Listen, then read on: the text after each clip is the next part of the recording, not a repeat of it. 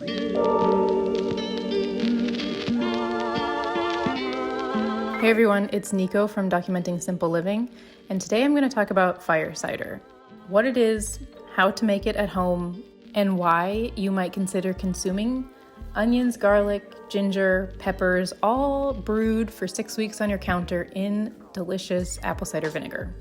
If you are new to this channel, what the channel is all about is a documentation of what I learn as I try to live a bit more simply in the modern world. I currently live with my family in a large city and I work in an office. For a while now, I've wanted to spend more time learning how to make things like food, but also products that we use at home rather than always buying these things from the store. This channel and the blog, it's just a documentation of what I'm learning. One of the things that I researched right away was more natural homemade remedies for colds and flus. And if you have also searched something like that, you're bound to have come across fire cider. Now, I hadn't heard of fire cider a few months ago, but it kept popping up in my research around natural ways to support your immune system, simple ways to recover more quickly from a cold or flu, that sort of thing. And so I decided that I might give it a try.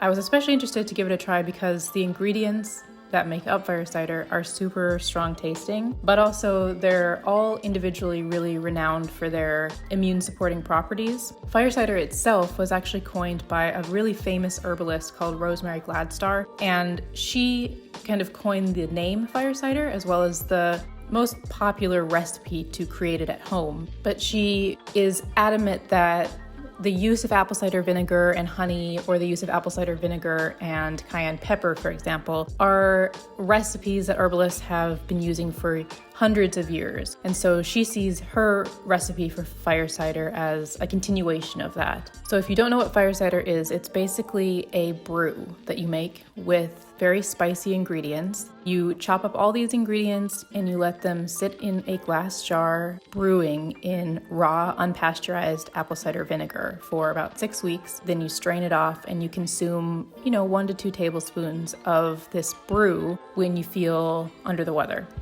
What you will need to make fire cider is an onion, a bulb of garlic, 2 to 3 spicy peppers, a few inches of ginger, apple cider vinegar that's raw and unpasteurized, turmeric, black pepper, and rosemary. Most recipes call for horseradish, but horseradish isn't recommended for pregnant or nursing women, which I am, and so I'm omitting horseradish from this recipe today.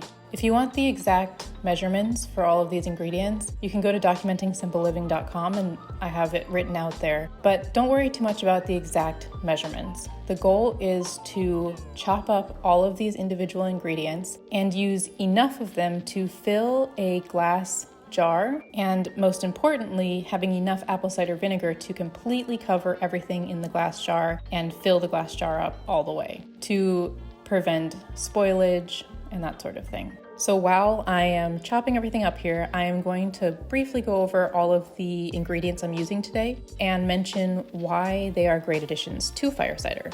Onions and peppers are a great addition to fire cider because they're full of antioxidants, and they also, when you consume them, help to speed up your circulation, which helps to flush out mucus, your sinuses, and that sort of thing. Ginger has a long history of use in traditional medicine. It can help reduce nausea and support digestion, but it also has anti-inflammatory and antioxidant effects as well, which is why it's also a good addition to fire cider.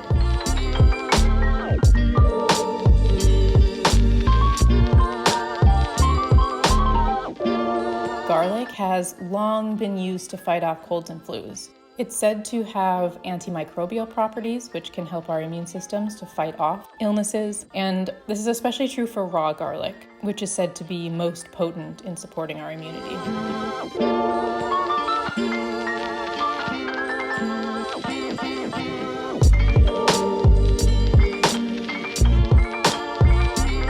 Turmeric is great for circulation, but it's important when you consume turmeric, if you're consuming it for those health benefits, to consume it in conjunction with some black pepper, which can make the properties in turmeric more bioavailable to your body.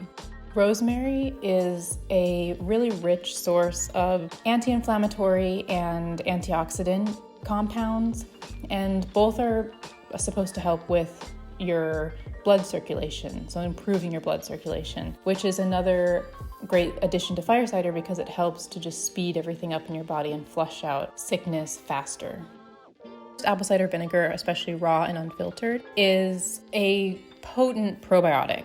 And actually, it's surprising, but a huge amount of our immune system comes from our gut. And by consuming probiotics, we are also supporting having a healthy gut, therefore a healthy immune system. And so it can act as a real powerhouse to maybe help you get over a cold faster or help prevent colds from coming on in the first place. Once everything is chopped up and put into the glass jar and you've poured apple cider vinegar over everything and sealed the jar, you can set it on your counter for about 4 to 6 weeks, and you want to just give it a very quick shake every day to make sure everything is still moving around and everything has a chance to mix completely with all the other ingredients. I made a batch of fire cider about 6 weeks ago, and so I'm going to show you what the final product looks like.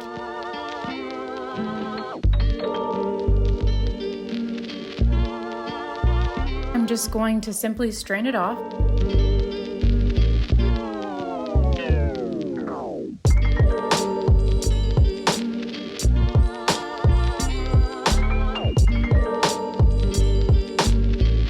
When the liquid is all strained off, you can add honey to taste.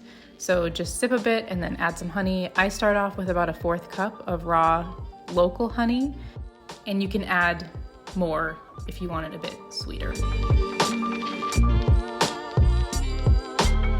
And then once you're happy with the sweetness level, put it into a glass airtight container into the fridge, and whenever you feel a cold or just some sort of illness coming on, you can have 1 to 2 tablespoons to help stave that off.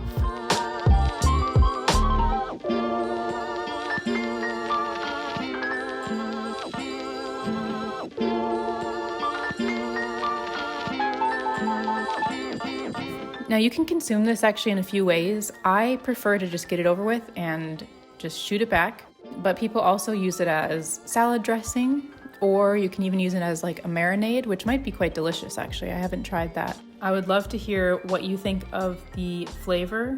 And if you have any special ingredients that you add to your mixture, please tell me because I want to try out a few different variations of this recipe. If you're brand new to this sort of thing, like I was just a few months ago, make sure to consider subscribing to the Documenting Simple Living newsletter. More than just a newsletter, it's a community of people who are sharing experiences as they progress on learning to live a bit more simply in the modern world. So we share tips about what we've learned, what's worked, what hasn't worked. I have found the community invaluable because instead of wasting time testing stuff out multiple times, you can avoid some of the stumbling blocks by hearing other people's experiences testing things out. If you're interested in signing up for that newsletter, the link is in the description below. Thank you so much for joining me here today, and I will speak to you in the next Documenting Simple Living video.